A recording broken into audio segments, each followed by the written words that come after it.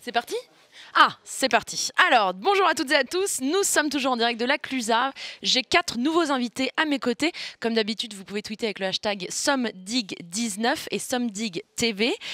Alors, de gauche à droite, Marion Carrette. Vous êtes fondatrice de Ziloc et Wicar. Bonjour Marion. Bonjour. Merci de nous rejoindre en plateau. Vincent Brillant. Moi, je suis trop dans l'esprit américain. CEO de DeepKey. Bonjour Vincent, merci d'être là. Tunja Yezik, président et cofondateur de Prévision.io. Bonjour. Et David Leborgne, qu'on connaît, qui était là avec nous l'année dernière, qui est Chief Digital Officer d'une petite entreprise que personne ne connaît et qu'on nomme la SNCF. Bonjour Laura Jane. Bonjour David. Alors, première question très simple, qu'est-ce que vous faites au sommet du digital? Marion? Quand il y a du digital et de la neige, en général, c'est toujours sympathique, donc je viens découvrir. Vincent, en 2 mots?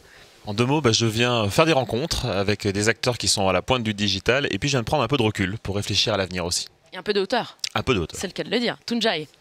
Un peu comme Vincent, je viens un petit peu découvrir tout ce qui se passe ici et puis il y a de la neige, donc c'est super. Vous allez skier un peu ou pas? Ouais. J'espère. On va négocier ça avec Xavier Vernier. Bon alors, ma question pour vous 3, après on parlera de la SNCF, c'est juste en 2 mots, un petit mot sur vos entreprises.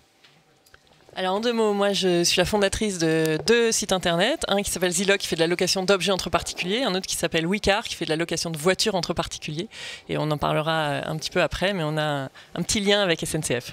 Tout petit. Tout petit. Vincent?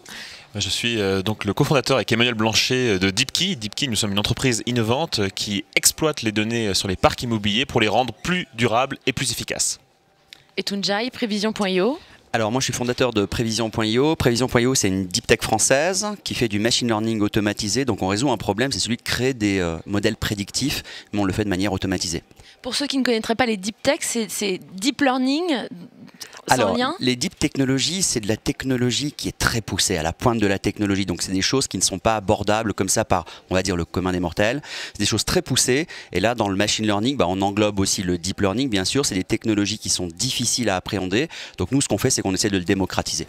D'accord, donc c'est des génies, hein, si c'est pas accessible au commun des mortels. On va rester humble, c'est des gens qui sont très compétents. Ça marche. David, qu'est-ce que tu fais? Qu'est-ce que j'imagine que tu n'es pas seul à la SNCF sur le digital? Qu'est-ce que vous faites depuis 2 ans, je crois, quasiment 1 an et demi que tu y es à ce poste? Oui, moi ça va faire bientôt 2 ans. Donc moi ce que j'y fais au niveau de la direction Digital Group, c'est d'apporter l'innovation par les changements de comportement et par la technologie. Mais d'abord par les changements de comportement, c'est absolument essentiel pour réussir, en apportant un peu des méthodes agiles, mais vraiment le faire. C'est pas juste mettre quelques mots sur. C'est pas que de la com. C'est laisser le mettre en principe à la SNCF. Et moi, j'ai une expertise avec les 120 personnes qui m'accompagnent sur le big data. Donc on travaille beaucoup avec ces messieurs sur l'IoT, sur le design et sur l'OpenInno. Mais ce qui nous réunit ce matin, parce que c'est très large qu'on fait avec la SNCF, c'est l'OpenInno et notre capacité d'essayer de bien travailler avec les startups. Absolument. Alors je reprécise, le thème c'est Startup et grands groupes, what the future et non what the fuck. On va éviter de parler de ça en plateau. Donc du coup ça amène le sujet. Finalement, vous avez tous les 3 un point commun, vos entreprises ont un point commun, vos startups ont un point commun, c'est qu'elles ont, la SNCF est rentrée au capital, c'est ça, hein, et a investi dans vos startups. Est-ce que vous voulez parler un petit peu de ces collaborations? Alors oui, avec plaisir. Nous, ça s'est fait un petit peu par hasard puisqu'on cherchait à lever de l'argent et puis on est tombé sur la SNCF en chemin. Et Guillaume Pépi qui nous a dit pourquoi ça ne serait pas SNCF qui investirait dans Wicar. On a dit oui, pourquoi pas. On a mis un certain nombre de critères pour que ça se passe bien. Le fait d'avoir des décideurs au board, le fait d'avoir des gens en interne qui nous facilitent les choses, le fait de rester une start-up surtout avec son agilité et sa capacité à décider en un quart d'heure. Et tout ça a fait que la SNCF aujourd'hui est majoritaire dans Wicar. Et on l'a fait aussi avec une vraie logique business, d'un côté comme de l'autre, puisque la SNCF avec une stratégie de porte-à-porte, ils font du train, ils avaient besoin du premier maillon et du dernier maillon, et Wicar apporte le dernier kilomètre dans toutes les gares en France finalement, où il y a 3000 gares en France, il y en a 150 où il y a des agences de location de voitures. Wicar permet qu'il y ait de la location de voitures partout, y compris dans les gares. Et tu me disais hors plateau que même si la SNCF est majoritaire, pour autant, tu sens pas, t'as pas l'impression que ton entreprise a été rachetée? Alors, un petit peu plus maintenant, puisque je suis plus opérationnel au jour le jour, c'est Benoît Sinault qui dirige la société. Moi, je suis plus que actionnaire et membre du board. Mais pendant, la SNCF est entrée au capital en 2015. Comme on était parti sur un investissement, donc la SNCF a apporté à la fois de l'argent et des logiques partenariales. On aura peut-être le temps de détailler les projets. Mais j'ai toujours eu l'impression de continuer et de rester chez moi, puisque c'était mon bébé. Et ayant mis des règles assez claires au départ, c'est-à-dire on est une start-up, on reste une start-up, ça m'a permis de continuer à être entrepreneur. Vincent, comment ça se passe chez Deepkey? Quelle est la nature de la collaboration et pourquoi avoir accepté ou choisi que la SNCF rentre au capital? Tout d'abord, nous, la SNCF, c'était un de nos clients. Et donc, c'était important. On travaille avec eux. C'est un client emblématique. La SNCF a énormément d'initiatives et tout le monde travaille avec la SNCF. Mais on avait la chance d'être les seuls à travailler sur les données énergétiques et environnementales des 33 000 bâtiments de la SNCF. Et par ailleurs, la SNCF a 33 000, il y a de quoi faire. Il y a de quoi faire. Et il y a des économies à faire lorsqu'on a des parcs immobiliers si importants. Et lorsqu'on a voulu lever de l'argent aussi, la SNCF a eu l'intelligence de ne pas vouloir gérer ça en interne et de le déléguer à un fonds, un gestionnaire de fonds, à Innov, que nous avons rencontré, qui nous ont semblé tout à fait compétents en la matière pour nous accompagner. Et surtout, en plus du logo, en plus du cas d'usage et de toutes les données qu'on pouvait récupérer, sur lesquelles on pouvait travailler, ce qui nous intéressait, c'est d'avoir du cash, mais avec une approche bienveillante, une approche de partenaire qui va vous mettre en valeur, va vous accompagner et ne va pas chercher à mettre la main dessus sur l'entreprise ou à imposer sa griffe. Et vraiment, la SNCF a joué le rôle du partenaire corporate qui n'est pas trop prenant sur les activités de la société. Donc sans regret? Sans regret jusqu'à aujourd'hui. On continue. Tunjai, même question. Quelle est la nature du partenariat, si je puis dire, entre... Alors nous, c'est aussi Innov qui est rentré au capital en 2017. Donc ils sont rentrés parce que c'était la volonté un petit peu d'investir dans des boîtes technologiques. Et nous, notre pétrole, c'est la data. Et à la SNCF, on peut dire qu'il y a vraiment beaucoup de data. Bien tout évidemment. type de données, structurées, non structurées, des images, de l'IoT. Et nous, ce qu'on fait, c'est que derrière cette data-là, on vient y mettre de l'intelligence. Donc derrière, il y a des milliers et des milliers de cas à traiter, quelles que soient les filiales et quel que soit le cas d'usage. Donc il y a un vrai intérêt, et pour nous, mais aussi pour la SNCF, pour tester notre solution. Ils ne sont pas majoritaires au capital, donc on est libre. Et puis par contre, ils nous aident vraiment à nous structurer et puis à avancer correctement. Donc Wicar n'est plus libre. Je rigole bien évidemment. David, pourquoi est-ce que... Alors déjà, comment vous choisissez les startups avec lesquelles vous voulez collaborer et quels sont les différents types de collaboration possibles?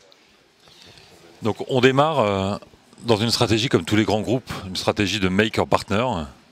Et aussi gros soit-on, on ne peut pas faire tout seul et on ne souhaite pas faire tout seul. Donc on a beaucoup d'ingénieurs qui travaillent sur l'innovation technologique, nos trains, passer d'un TGV à un Ouigo par exemple, mais pour d'autres sujets, comme les 3 cas sont intéressants, comme Marion l'a expliqué, on a besoin aujourd'hui d'être un acteur de la mobilité. La mobilité, c'est pas que du train. La mobilité, c'est apporter une solution de porte à porte et bien sûr regarder Wicar pour permettre à nos clients de faire le premier et le dernier kilomètre dans des voitures partagées. Bien sûr, ça a beaucoup de sens. Dans ce cas-là, je pense que, moi je n'étais pas là à l'époque, mais il y avait plus une envie de protéger un marché, donc avoir plus une logique d'acquisition, d'être majoritaire au capital, en laissant la liberté aux fondateurs quand même d'être libres. Pourquoi? Parce que leur liberté, c'est leur innovation. Donc on ne veut surtout pas les cannibaliser en imposant des process lourds de la SNCF. Donc je suis ravi de voir Marion avec son joli sourire nous dire qu'elle est restée libre, qu'elle a pu quand même développer son activité, qui nous apporte quand même une belle valeur ajoutée. Bonjour, comment ça va? T'arrives au bon moment. Oui, parce que j'avais essayé de vous amener une question. Vous savez, on a un truc, vous avez une question à poser, je crois, à David. Alors vous allez pouvoir tirer une question au hasard. C'est ça, c'est du live, c'est du pas prévu. Ça n'a peut-être rien à voir avec la choucroute. En salle, il y a... Comment tu appelles ça, VP? C'est un sac alors que c'est un seau. Oui, en fait, c'est la question que tu ne savais pas que tu allais poser. Voilà. Pour le coup, elle est plutôt bien posée, puisque que penses-tu, David, de la relation entre les grands groupes et les startups? Non, c'est une blague. Non, vous l'avez préparé ensemble. Là. C'est vrai. Bon, Incroyable. Non, mais tu me permettais de finir quand même ma réponse, mais c'est pas grave, je la finirai après. Question rouge. Qui as-tu rencontré au sommet du digital que tu aimerais revoir, David? Tout le monde. Oh non, mais ça suffit, le langage Ça, c'est corporate. politiquement correct. Ah, mais non, c'est pas facile. Bah, PPC. La démago. PPC. Alors je le revois souvent, mais c'est toujours avec plaisir. Donc PPC jusqu'à la fin de mes jours. Oh là là, c'est beau. Ça s'appelle une Il histoire. va y avoir un mariage en direct, donc. Je vous laisse bosser. Salut, merci. Alors c'est très compliqué de s'y remettre à chaque fois que PPC passe. Donc on va essayer quand même. David, une question toujours pour toi. Vas-y. Je peux continuer si tu veux. Vas-y, Sur, vas-y, je t'en dire, prie, parce que ça me vient de rendre hommage en plus aux startups qui sont là. Donc on a beaucoup de métiers différents. Là, bien sûr, la mobilité, Wicard, ça c'est facile. Pour ce qui concerne Vincent, il l'a dit, la SNCF, c'est aussi 33 000 bâtiments, 2 millions de mètres carrés de foncier. Combien de 2 personnes travaillent à la SNCF? 260 000 si on compte le groupe élargi avec Keolis et Geodis. Donc c'est Derrière beaucoup de monde. l'Agence immobilière de l'État, c'est le plus grand parc immobilier. Merci, français. merci de le rappeler. Donc on a peut-être des traditions de travail où là, à nouveau, quand on a une start-up à qui on ouvre nos données parce qu'on a un véritable gisement, comme l'a dit Tenjai, et qui nous dit, bah tiens, juste en exploitant les fluides de nos données sur les factures énergétiques, eh bien, des économies substantielles sont possibles et une nouvelle manière de travailler. Parce que ce qu'on apprend aussi avec l'OpenInno que je gère, c'est d'avoir emmené les startups qui vont travailler directement avec les métiers et on se nourrit les uns les autres. Et en plus, c'est bien pour l'environnement, j'imagine.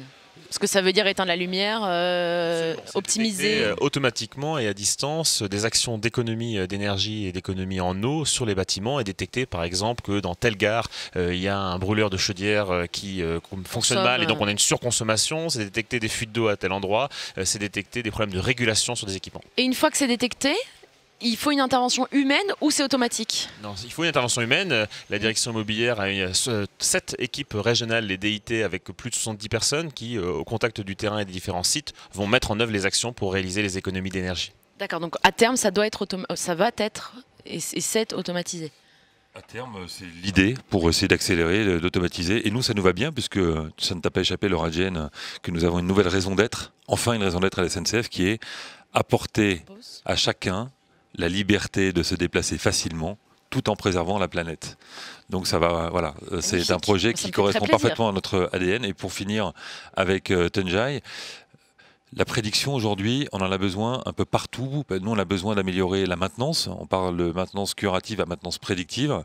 On a bien sûr des data scientists, mais on ne les attire pas spontanément par rapport au big tech. Donc aujourd'hui, avoir des startups qui aussi vont regarder les faiblesses et proposer leur technologie pour transformer nos faiblesses en avantages. Ce qu'il n'a pas dit, c'est qu'on a testé la solution sur la prédiction des ventes à la semaine. La SNCF, c'est 2 milliards de voyageurs par an. Avec nos meilleurs data scientists qui travaillaient sur le sujet, on avait un pourcentage d'erreur de 4,5% sur les prédictions de vente.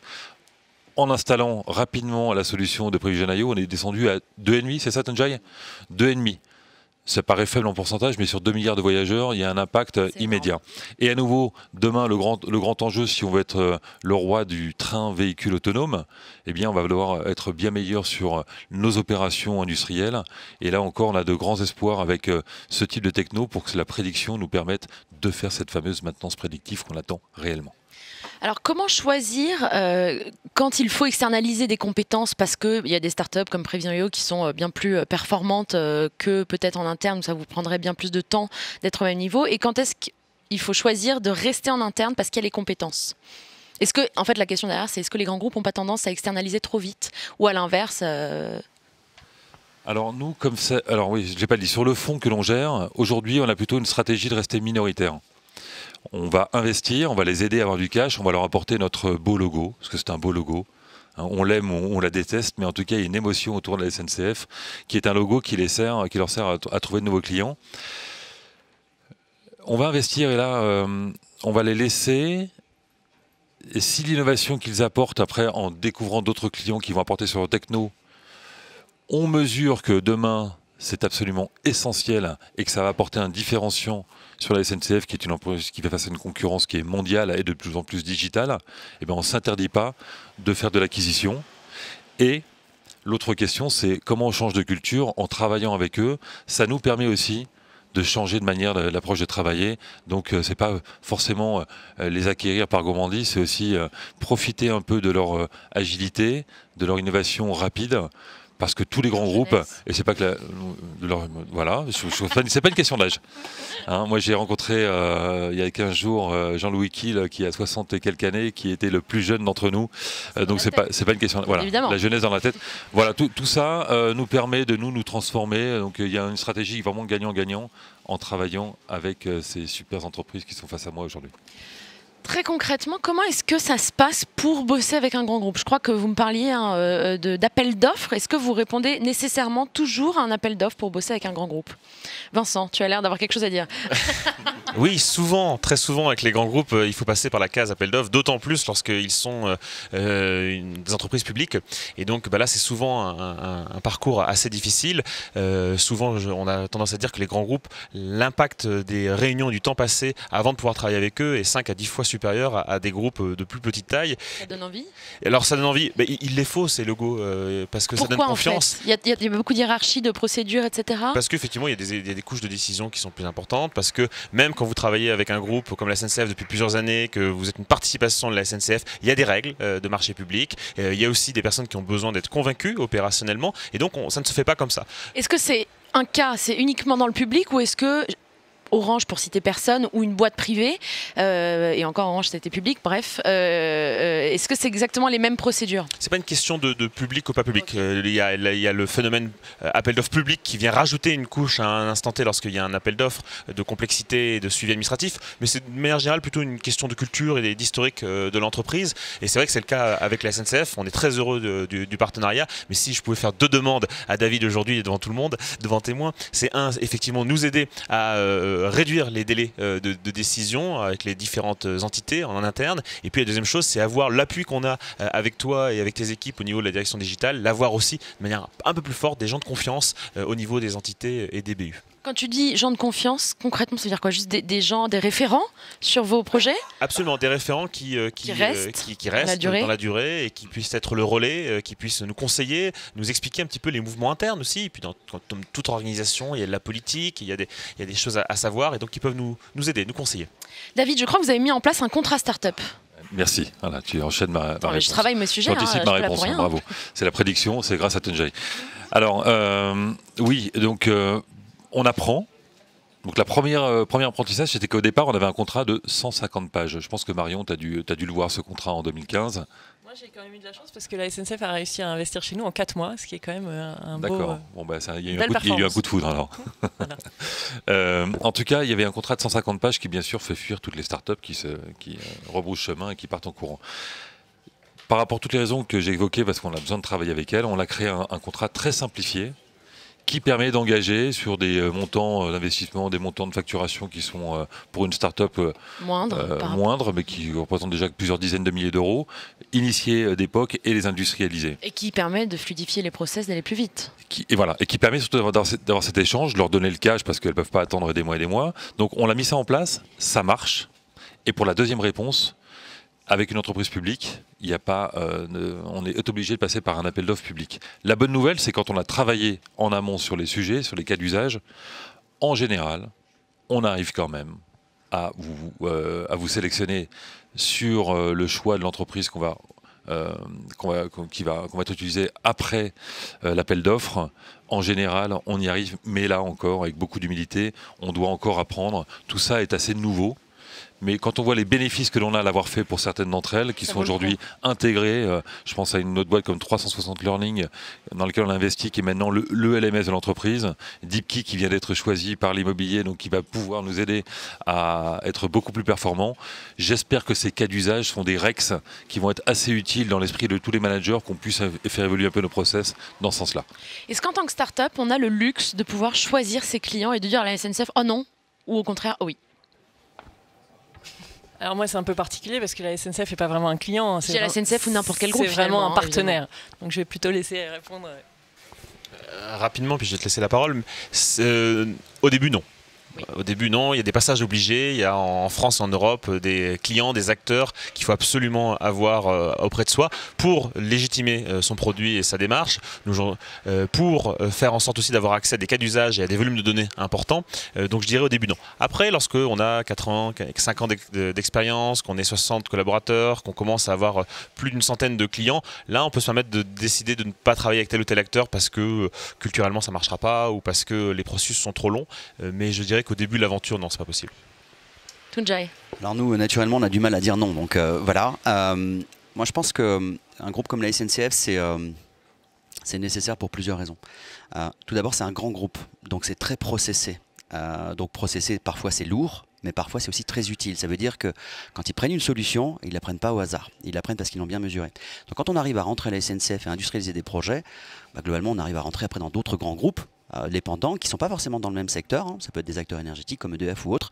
Et donc quelque part c'est aussi un proof of concept de dire si j'arrive à industrialiser quelque chose chez SNCF, je peux l'industrialiser chez vous. Et c'est un gros problème dans les startups, c'est que il faut passer du produit qui est au départ un MVP ou autre à un vrai produit qui va tenir des volumétries incroyables et puis une collaboration incroyable dans des groupes de 260 000 personnes.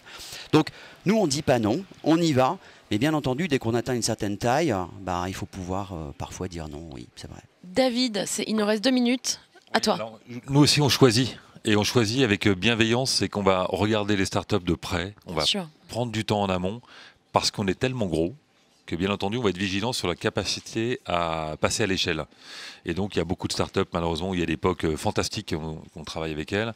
En ce moment, c'est l'effervescence des chatbots, mais très peu sont capables, comme le font Wicar, DeepKey et Prevision.io, de pouvoir supporter l'énorme quantité de données, les énormes besoins qui vont être nécessaires pour industrialiser. Donc nous aussi on choisit, et on choisit par bienveillance aussi. Dernière question, est-ce qu'un grand groupe peut, j'imagine sans faire exprès, porter préjudice à une start-up pour X ou Y raison ? Oui, je l'ai dit, dans la phase d'apprentissage, il y a eu des exemples où la start-up a vu le logo SNCF comme étant l'accélérateur sur lequel ils vont avoir tout le cash, les projets pour se vendre. Et puis, il y a une certaine inertie dans les grands groupes. Donc, elles ont brûlé leur cash.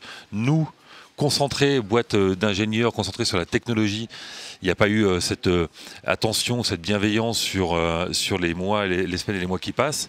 Donc finalement, il y a eu quelques ratés au passage, mais on apprend tous. Je pense que et elle et nous avons appris pour être un peu plus bienveillants et avoir une stratégie gagnant-gagnant. Merci infiniment à tous les 4. Merci d'avoir répondu à mes questions. Restez connectés, vous retrouvez Charlotte Bricard dans quelques instants.